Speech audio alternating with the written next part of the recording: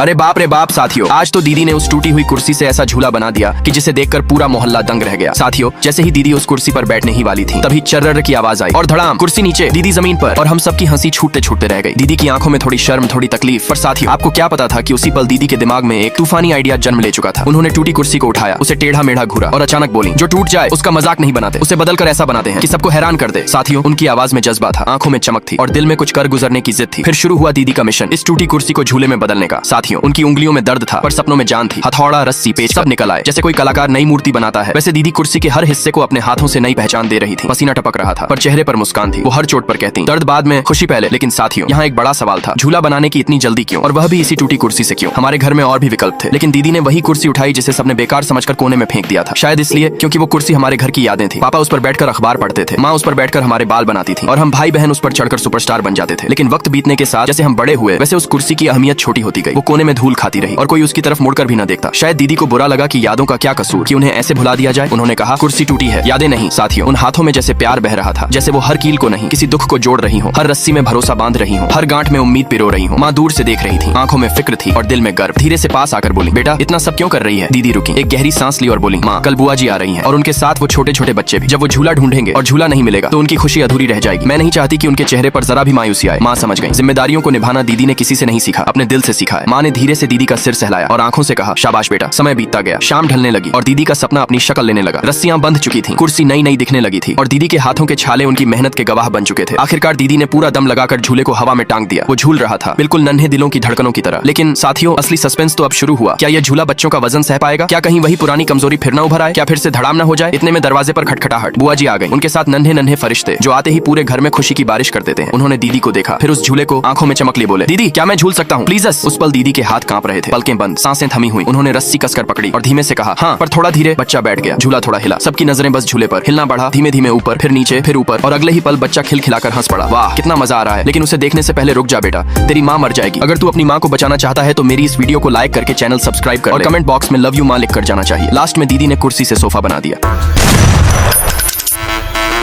Bajrang